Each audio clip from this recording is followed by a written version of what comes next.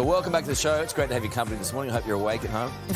These days, it's all about subscriptions, isn't it? And rideshare giant Uber is the latest to jump on the bandwagon, unveiling a new membership program called Uber Pass. So, what are they offering and how does it compare to other services? Today, money expert Effie Zahos joins us now. Effie, I heard about this the other day. I think it sounds good.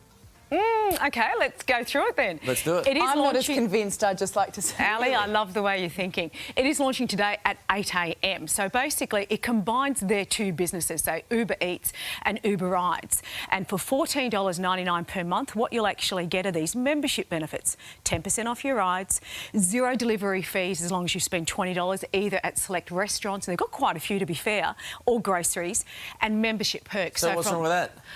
Well, Karl, you've got to spend money here. You know me, I'm always about break even. What you've got to see is how much do I have to spend to get these $15 back. So have a look at this. You'd probably need to spend about $150 per month to get $15 back. And the reason I say that is $150 in rides, because you've got the 10% off. That gives you $15 savings. That will pay for your monthly fee. Or order 3 meals, because they cost about 5% delivery to get that back. Service fees still do apply on your delivery. And do you know how many people are doing that? Because for me, that would be easy on both counts. Yeah, but Karl, that's $180 a year here. And also, let's not forget your digital footprint does get looked at when you go get loans, at least at this stage. Probably not to the extent that it was, you know, last year after the Royal Commission. But your lender will have a look and just see what are all these subscriptions you've got. This is just one of them. I'm not just picking on Uber. There's so many out there. I mean, have a look at this. Deliveroo Plus is a little cheaper, but the order's over $40. Yep. If you want low orders, they charge $20 a month to get on their membership. Amazon Prime, $6.99. You know, the common thread here is that it seems small change, but when you add it up, and if you've got all these services, if you're not actually getting the benefits, then I'd question what you've got. But look, if you do stream, you do read, and you do shop, then Amazon Prime at $6.99 per month may be viable. Kogan, they have this Kogan First membership where you get cheap deals, free delivery, and, you know, express service as well coming to you. So it's a case of, do these add up? So what should you think about then if you want to sign up to any of these subscription services? What do you need to be careful of? For me, the number one thing is get your statement, go look online and just see where's all my money going in subscriptions. Are you locked in as well? And watch auto-renewing. It's the best trick that marketers do. You sign up and you press, you tick a button saying, yeah, auto-renew, and then you'll never remember it again. Watch your break even. So I just showed you how to work that out. How much do you have to spend to get that? And are you actually spending more to get these savings? Because it all changes your behaviour. And like I said, it does affect your borrowing capacity. Do you reckon this is going to be popular, the Uber Pass? I think Karl's right. I think it is going to be popular. I think it is. You just spent the last 3 minutes banging at you and Ali, and then at the end of it you say, oh, that's a good idea, Carlos. What's when do you support pros and Uber? cons? No, well, it's a new development, I'll admit. It's So, Uber Eats mainly. 8 a.m. today it launches. About 10% of the population will be able to have access with it. The rest rolls out by the end of this week, and there's that $20. So look, my tip here, grab the $20, use it, cancel it, and then move on. All right. Okay. Effie, good advice. Well, the latest wage growth numbers are just hours away from being released, and things aren't looking good if you're hoping for a jump in pay. They're expected to be up just 1.4% year on year, according to AMP Capital. So cashing in on perks offered by your employer may be the only surefire way to get a much-needed pay rise. To tell us how you can get the best work benefits, we're joined by today financial expert Effie Zahos in the studio. Effie, what are the perks we should be looking for? I was quite surprised just how many actually out there. And as you said, those job numbers, the wage growth numbers are coming out today. Tomorrow we've got the job data as well on Thursday, and that will give us a bit of a sneak as to the unemployment numbers since we lost JobKeeper. So this is, according to Sidekicker, these are what are the most sought-after benefits that employees want. So take a look at them and see, well, what is my boss giving me? Am I on par here? So in most cases, people are looking for flexibility. Extra superannuation came in at number 2. Unlimited leave, whether that be paid or good luck if you can get paid, unpaid, but professional development also, and insurance discounts and finances. That made the top 5. So going into, let's have a look at the next lot, your car perks, additional paid parental leave. I was surprised to see a lot of employers are actually doing that, even though the budget failed to put SG on the government. And was that for men and females? Yeah, combination depending on the employer. And also purchase extra annual leave. This is something that I found a lot of employers do, Woolworths actually offers this as well. You can pay yourself forward with more days off in that regard. And mindfulness and wellness programs was big this year as well. Which employers offer the best financial perks? Okay, so I did a bit of ringing around. I might have scored a few jobs myself doing this, actually. I know, I was very keen about Woolworths. I'll talk about Woolworths. Okay, so I've just picked up a sample here to see what's out there. Aldi actually gives its employees 5 weeks annual leave. Now, normally, as you know, it's 4 weeks. At Allison, which is an IT software, 26 weeks paid. That's good. That is very generous. I'd like to have a baby with that Mike Count looks. He is a handsome dish. I might actually have a third baby under that one. I'll have to talk to my hubby tonight. So the other ones that I really liked were share plans. So Bunnings offer its employees every year like a gift to get in there. Woolworths does the same, where you can do it with your pre-tax dollars, $500 or $1,000, and Westpac Super on paid parental leave. Telstra, for example, also gives its employees a day off called Telstra Day. So there's quite a lot out there. So how much value can that then add to your wage? Well, look, the thing we're looking at now, we know that there are some industries that are really having it hard to find people to come to work. So, say, hospitality, agriculture industry, there's a labour shortage because also we don't have migrants coming through. So, in those industries, you can actually be in the driver's seat. What does it actually add to it? I mean, obviously, your pay is the most important thing. These are perks on top, but some of them, as you can see, can go into thousands of dollars. Cool. And it's also the job satisfaction. That's what a lot of us are looking for. OK, so if your employer doesn't offer perks, how do you go about getting your hands on them? What's the conversation look like? OK, so I spoke to a few employment agency and Hayes as well to see what's the best thing you can negotiate here. Because, look, we just said wage growth is probably going to be a bit sluggish today. So going in there and saying, look, I want to salary sacrifice a car may be a bit hard because your boss has got to pay fringe benefit tax on that. It's a cost. You could probably salary sacrifice a computer. The ones that are happening quite easily now are flexibility. Yeah. Working from home, you may be able to continue doing that. Flexible hours and also retention bonus. If you're in an industry where it's hard to get people to come to work with you, man, you can go to your boss and say, hey, you want me to stay? Give me 5K. Effie, that was the news headlines coming, so thank you very much. Oh, sorry. Appreciate it. They're rushing us along. It's 8 o'clock on today. But thanks to COVID, both young and older Australians are ditching the paper dosh and opting for a digital wallet instead. And although it's predicted to become the most popular way to pay, does it stack up on convenience and safety? Lara Vella reports. And a wallet for your money. Remember the days when your cash, cards, tickets and phone numbers was stuffed into a single wallet? Look at you. You're on a slant. Traditional wallets are a thing of the past. The digital wallet is here to stay. So what exactly is a digital wallet? A digital wallet is a single location, a single app if you like, on your phone where all of your cards are kept. Credit cards, transit cards, loyalty cards. On an iPhone, it's Apple Wallet. On an Android phone like a Samsung or otherwise, it's a thing called Google Pay. And in the COVID age of contactless and cash-free, more and more Australians are going digital, with figures from the Commonwealth Bank showing a 90% increase in the number of digital monthly transactions from March last year to this year. Pretty confident that based on the current trends, we will see 1 in every 2 contactless in-store transactions being on a digital wallet by the end of the year. And if you think it's just for tap-and-go payments, think again.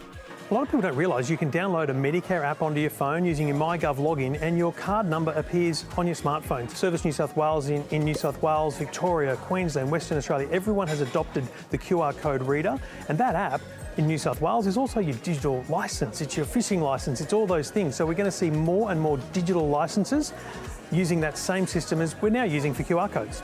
As for all those loyalty cards you're holding on to, well, now there's apps for that. The App Store card, which is an Aussie app, allows you to put all of your existing loyalty cards, just barcodes, just membership numbers, into an app which you can carry around with you in your smartphone.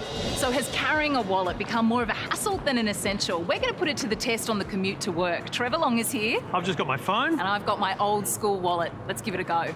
first, catching public transport. I'll see you on the train. My wallet. Won't be a second. I'll just find my card. Wait, Trev. I'm going to miss the train. Okay, Trevor, which app did you use? I'm using the Opal app. So the actual system that's used by the transport here are testing an app that actually integrates directly with Apple Pay. So I've just got to tap like I would anywhere with my digital wallet. and my Opal card works on the trains. However, it's not so simple in Victoria, with MyKey app payments compatible only on Android phones and tap-and-go credit card payments at this stage unavailable. While in Queensland, smart ticketing trials are underway to allow for contactless payment, but won't be fully implemented until 2022. So for now, you'll still need a physical card.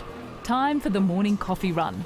I'm going to attempt to pay with cash. May I get a small soy cappuccino, please? I'm sorry, we don't do cash. We only do card. Can I get a piccolo, thanks? No worries. 370, please. Thank you. Is it normal nowadays, Trevor, for places like this to say they're cashless? I think it's becoming more and more common, especially with COVID when we had the whole people touching cash. So we're using our cards more. And then don't forget that places like this cafe here, Cali Press, they have a reward scheme. So you can have an app where you can actually get rewards, earn points, and get free coffees. That's becoming more common too. Finally, the most important question. Is a digital wallet safe? Yes, very safe. So if you think about it, when you're paying with your phone, you're having a biometric authentication. So it's either your face that's unlocking your phone or your device, or you're putting your fingerprint on, or your passcode in. So it's a very secure method to be paying with. I think the older generation were most hesitant about any of this technology, but because they've adopted things like the QR code check-in, they've now got the smartphone. So now it's just a matter of taking your bank card, add it to your digital wallet, and just give it a go. It's safer, it's more secure, and it's so easy to do. We're only at the very start of this. Everything will be digital and will be on your smartphone in the future. Wow, I learned a lot in that. Do you have everything on your phone? I've only got, I've got 3 cards, my 2 licences and my Medicare. That's all there. Why have you got 2 licences? Two Well, different names? I've got a boat licence and also a motorbike licence and a, car licence. Yeah, from old school. Right. Yeah. And so, because I don't do that, I still carry the wallet and use the credit card and you can't drive anymore, so there's no need for a licence. We'll be able to drive soon. I can drive now. Anyway. It's a brave new world. You just got to be a little bit careful around it. I always wonder if I've got it open and if you go past something and tap something, I always get a bit nervous that you're getting overcharged. So I think just keep your eye on your transactions. Yeah. Good advice there. Uncle Carlos. Thanks for joining us this morning. Auction clearance rates have hit a record high this year and property prices have skyrocketed by 8.4%. Wow. So if you're one of the many Aussies in the market for a new property, we've got the lowdown on how you could outsmart your fellow bidders. Author of Kill Bills, Joel Gibson, joins us now for more. Joel, look, before going to auction, what kind of info would be good to have under your belt? Well, as much as possible, obviously, particularly in this really, really hot market. So the standard things are your building and your pest reports, which are generally made available, comparable sales in the area of comparable properties. Is there a DA that's currently hanging over the place? Is the place next door about to become a building site? Obviously, you negotiate your contract beforehand, before auction. And the other one is, if you ask around, real estate agents are great gossips.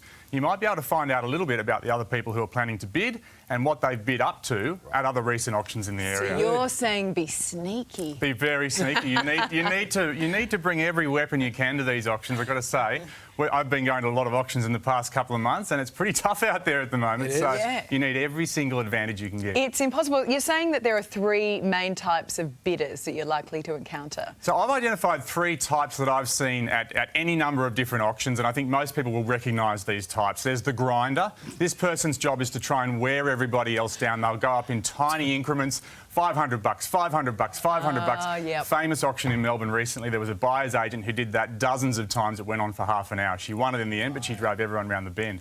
The grenade thrower is that person often waits until it's, almost over, the mallets almost come down, and then they make their first bid. Love a drama. And they go up by massive increments when everybody else is going up by small increments. They're trying to blow everybody else out of the water. That's their strategy. And the rapid responder, aka the echo, is the person who immediately responds to the other bidders' bids with exactly the same bid. And again, it's just a psychological battle trying to wear other people down and get the upper hand. I mean, how do you outsmart those people to get the property that you want? Because it's overwhelming. You become one. Yeah, well, you do end up becoming so the adrenaline's going, it's all happening at once. It's really overwhelming. You have to have a strategy. You have to have a strategy. If you go in there without a strategy, you are basically an easy mark for the auctioneer, whose job is to try and get you to behave irrationally. Now, auctions are supposed to produce a rational price for a property. The auctioneer's job is to get you to behave irrationally, bust your budget, and go above what you were planning to before the auction. So those are important things. Set a limit, stick to it, Make sure the limit's not a round number, because the next person might have the same round number as their limit. These are all good tips, but it all matters, it all helps. Yeah, what is the winner's curse? The winner's curse. Now, we're all familiar with this. The winner's curse is when you win the auction, but you pay too much. And Nobel Prize-winning economists have looked at the winner's curse and how we can avoid it in auction design, but also in our strategies that we take to auctions. And really, it all comes down to information. The more information you have before you go to the auction, no matter what your bidding strategy is, the better your chances of paying the right price for the property. And sometimes that means not winning, because if somebody else is suffering from the winner's curse, they've got a bottomless bucket of money, sometimes it means just sort of pulling out at the right point. You've got that buyer's remorse. Yeah, so Joel, which one of those three that we talked about before are you? Well, you know what's another great tip? No, answer the question, Joel. To bid for you. Oh, that is true. And we've done this on a number of occasions, because what it allows you to do is to look around the room, see what's happening in the auction, and it's really, you're taking a team of people to bid on your behalf, not just doing it on your own. So I highly recommend that. Dodge that question. The fact that you're still going to auctions means he hasn't been successful. No, that hasn't worked. Disregard everything I just said. Look, let's just say the single best tip is go with a very big bucket of money and make sure you have more than anybody else. Oh, sure, that's the way. Thanks, Joel. Look, it is a part of modern life, isn't it? From sneaky booking fees to extra ATM charges, there are hidden fees in everything you pay for. These seemingly small micro costs can add up quickly, costing you hundreds. So here to show you how you can spot them and avoid getting slugged, we're joined by today financial expert Effie Zahos in the studio. Effie, let's start with free apps. Oh, I know. And if you have kids, you'll understand how dangerous these are. So they're advertised free to download, but then what happens once you're in there is a lot of then in-app purchases. And it could be as simple as basically to get rid of ads, to get premium content, or in case of my son that argues, I need to buy this so my character looks the best in Fortnite. I mean, that's a very good argument. It is. But look, it's important to note that you can actually either turn it off completely in your settings, or what you can do is at least put in that a password must be put every time. Sometimes they give you a window of opportunity, 15, 30 minutes. If a child has access to that phone, they could go crazy on downloading that. The ACCC is looking into that as part of its digital platform services as well. If you have one of those ones where you have to keep paying for it each month, if you just go in and delete the app, does that immediately stop the payments? Well, yeah, you've deleted the actual subscription to that app, but these are the in-app purchases where you either want to get rid of ads or buy something more or get more content. Some of it's not bad, but you've just got to be careful. If you have young kids or even yourself, put restrictions on them. Yeah, parental controls, it means everything. That's why they put them into the phones nowadays. What about losing your keys? Why is that expensive? Okay.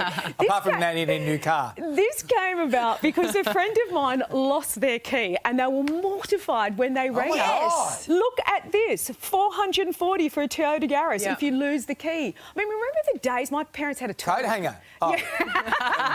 What are you saying about my family, Dave? No, I think he's talking more about his own. Oh, good. And the reason they're so expensive is because of the chip that's in there, and it's the waiting period as well. So my friend actually has to wait quite a while to get his key. The tip here is get yourself an actual key finder app. I've got that. I got it for Mother's Day because I am renowned for losing my keys. Oh, that's a good one. Now, this is 0% balance transfer on credit cards. I mean, it always sounds like a good option, but you've actually got to pay to move your money across, don't you? It does, and that's what I don't like about these cards. So 0%, you get excited thinking, bring your debt over, you have 0% for up to 12 months, whatever the case may be. 44% of the cards on CanStar's base charge a fee. The maximum is 2%, so I'm assuming, let's say you did that, to move $5,000, it's going to cost you $100. So my tip here is look for the other over 50% there that actually don't charge that fee. And if you want to go see a show or do something like that, you can easily get slugged with extra costs online that you don't even see coming.